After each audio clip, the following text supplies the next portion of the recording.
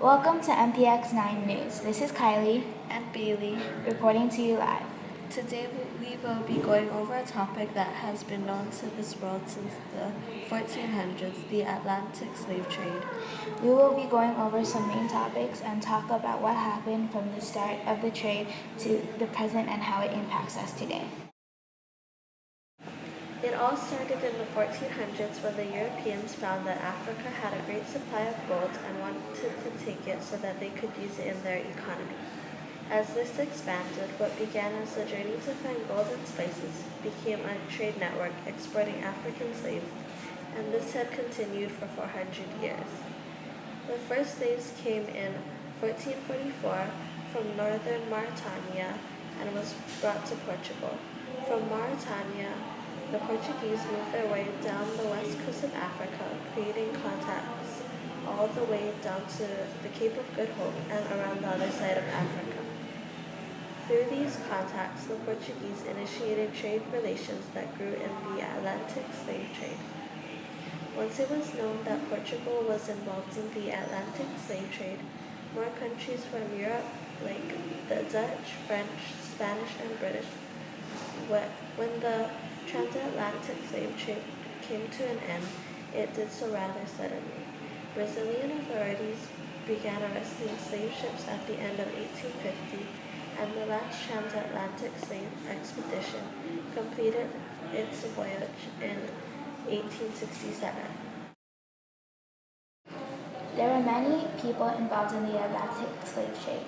Obviously, the unwilling participants were the slaves that had been brought to Europe from Africa. Learning from Bailey's research earlier, we know that there were many countries involved in trading the slaves, such as Portugal, France, Spain, the Netherlands, and other places throughout Europe. For the slaves, it is known that their lives have changed dramatically since they were forced to be a part of the Atlantic slave trade. Europe, on the other hand, was able to grow their economy with the slave trade. In 1941, the Prime Minister of Britain, Winston Churchill, and the U.S. President Franklin Roosevelt created the Atlantic Charter document, which stated the principles that directed the Allies' war effort. The third paragraph of the document makes sure that the Allies respect the right of all peoples to choose the form of government under which they live, and they will wish to see sovereign rights of self-government restored to those who have been forcibly deprived of them. This done, it ended the overtake of Africa and gave them back their rights.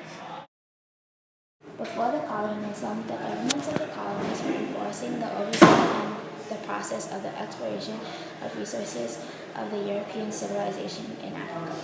Locals were enforced out of their land, which they used for food crops, cultivations, and the land was given to the European settlers and turned into plantations of cotton, cocoa, tea, vanilla, and all of them were soon to be exported to Europe. Africans were forced to work in plantations and mineral mining, such as tea plantations.